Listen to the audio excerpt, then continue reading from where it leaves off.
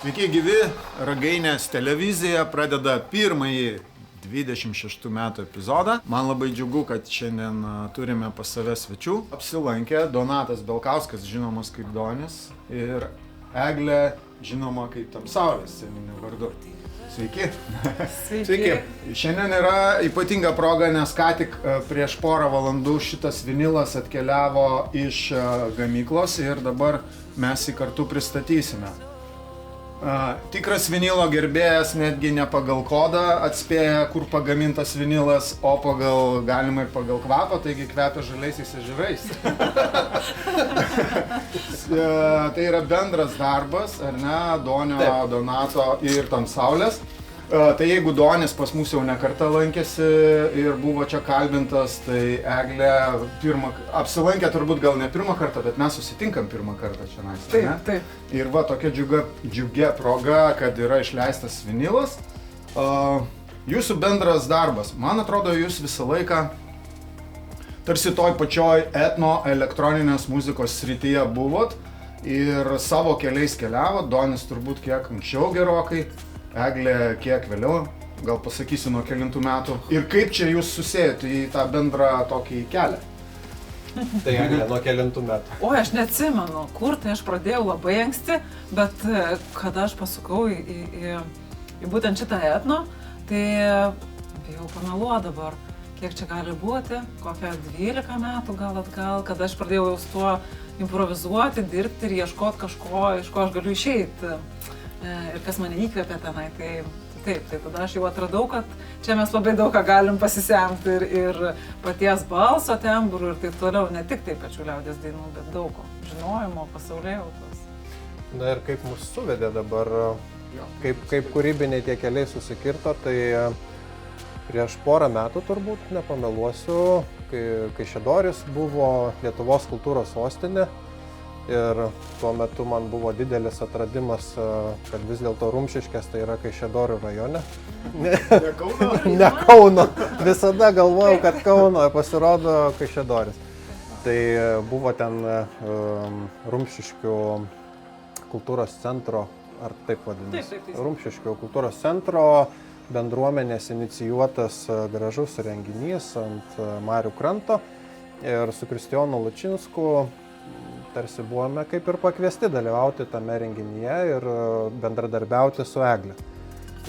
Tuo metu įgyvendinom, įvyko gražus renginys, tikrai vizualus ir muzikaliai skambus veiksmas ir ant vandens.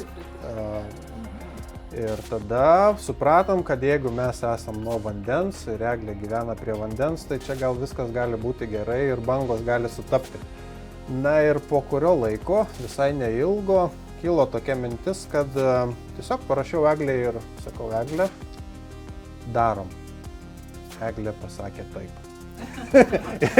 Ir pradėjom bendrą kūrybą, kuri truko praėjusius visus metus.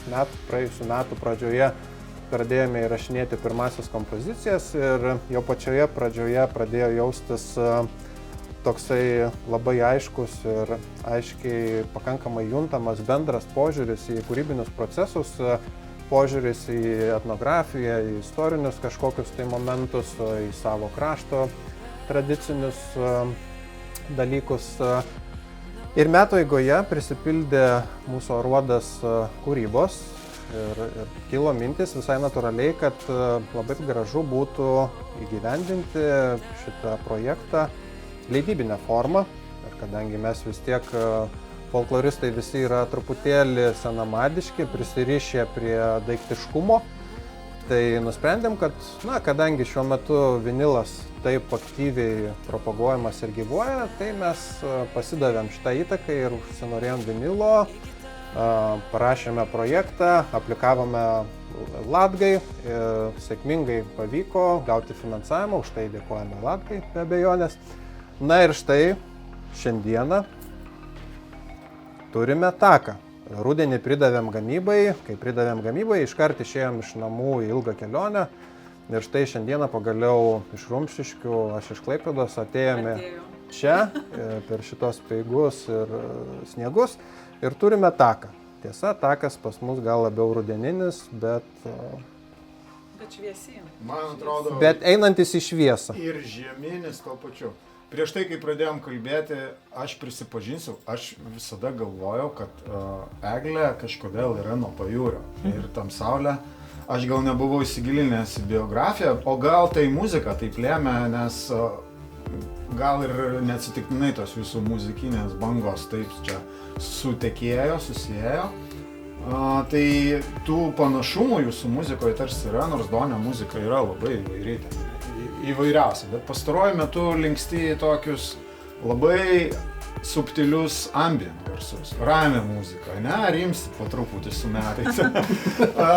Apie turinį, pakalbam truputį apie šio albumo turinį, mes čia kalbam apie kūrybinius procesus, visą kitą, man atrodo, mūsų žiūrovom ir klausytojam, kurie tikiuosi dabar girdi šitą muziką fone, mūsų pokalbio.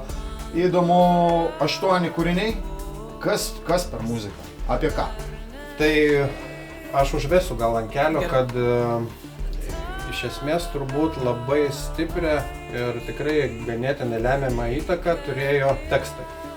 Turbūt pradžia, vis dėlto pati pradžia mūsų kūrybinio bendradarbiavimo tai buvo tekstai. Tekstus rašo Eglė.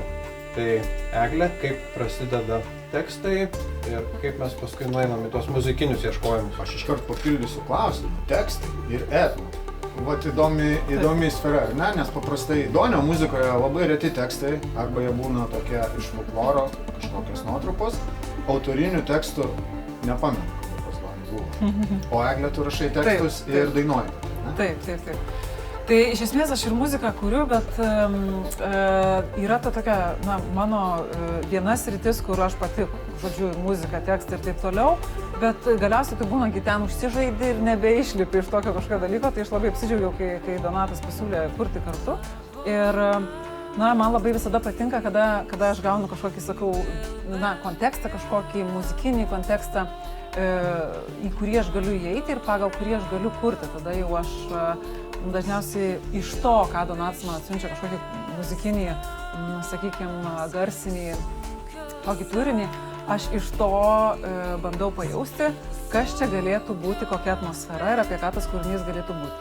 Na ir tada dažniausiai tiesiog iš tiesų einu iš pajautos ir būna kartais tai kažkokie vaizdiniai, kažkas, už kurių tu gal ir atsitiktinai užsikabini, bet matai, kad jie tinka toj garsiniai visumoji ir tada jau aš sėdu kurti taip jau nuosekliai, kad būtų tam tikras vidinės junglumas, logika, kažkoks vyksmas ir taip toliau. Tai tada aš jau sėdžiu, dirbu prie teksto, įrašiusi, jau paimprovizavusi siunčiu Donatui. Donatas vėl pagal tai šiek tiek keičia muziką, tą visą atmosferą ir panašiai.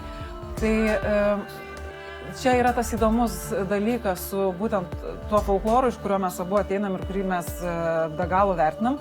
Bet šitam albume nėra citatų, nėra jokių tiesioginių folkloro citatų, improvizacijų tiesioginių folkloro ar liaudies dainų.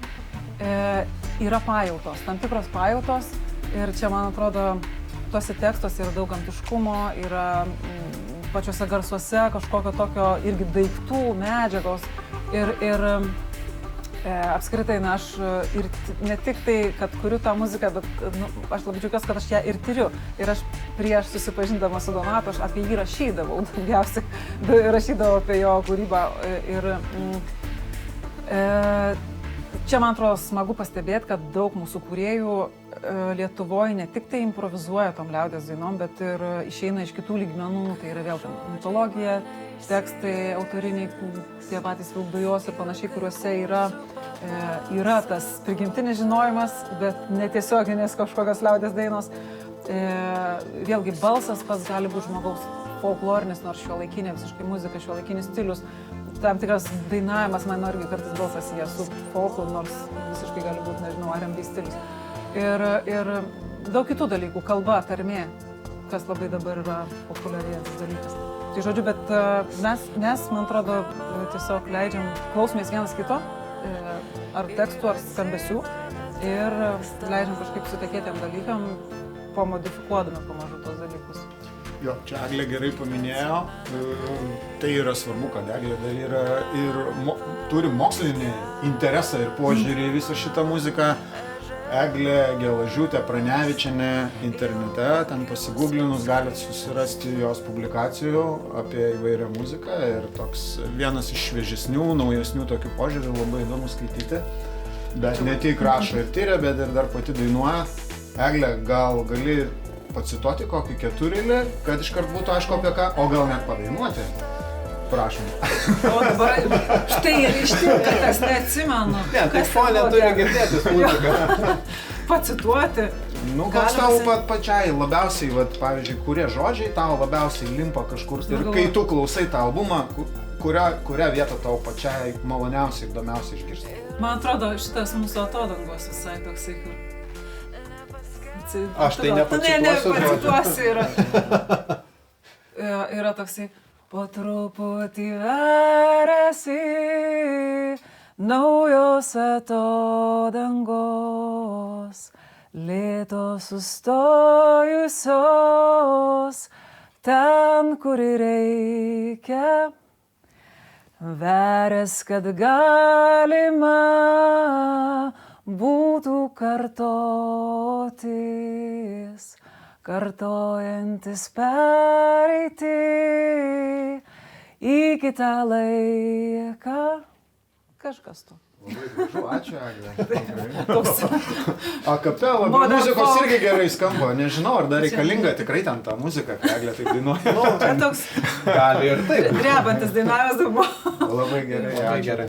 Apie pačio albumo gal nuotaiką, tą bendrąją ir kažkokią, kaip čia pasakius, kryptį. Gal, Doni, tu daug esi muzikos sukūręs, daug įvairių albumų. Tavo dažniausiai, kaip minėjau, tokie ramus.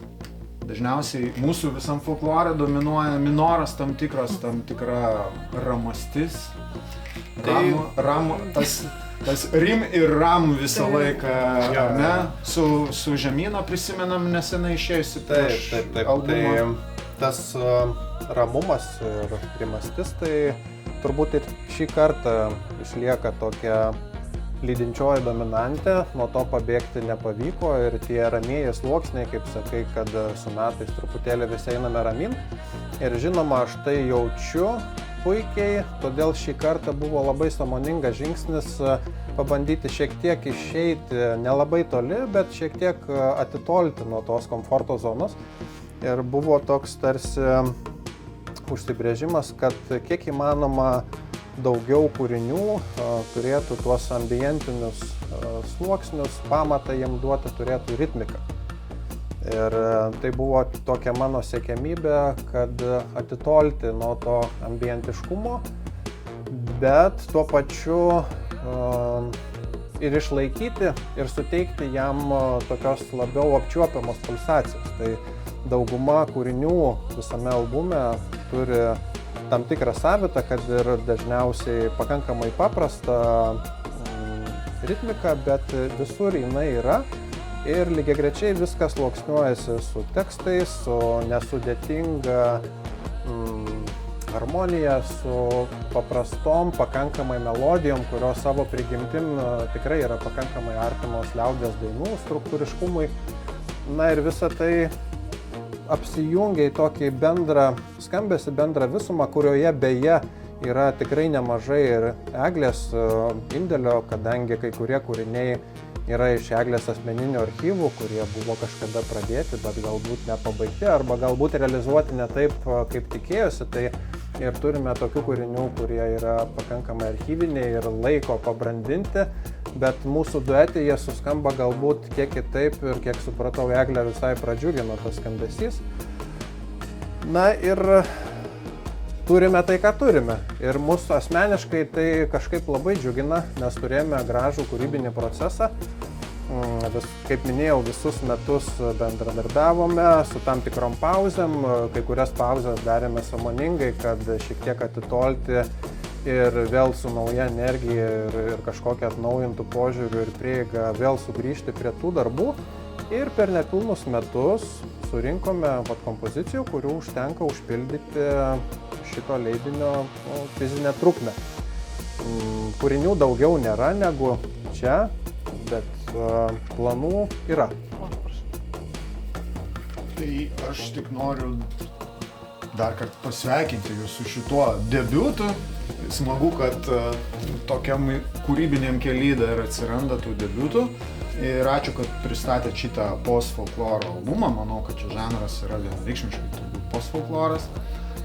Dabar siūlau paklausius pokalbių paklausyti ir muzikos, o šitą vinilą ateiti ir įsigyti nekur kitur, o Ragainėj. Žinoma, kviečiame. Ačiū labai, smagu matyt. Tai yra Ragainės TV. Pirmas epizodas, 26 metai, prasideda puikiai.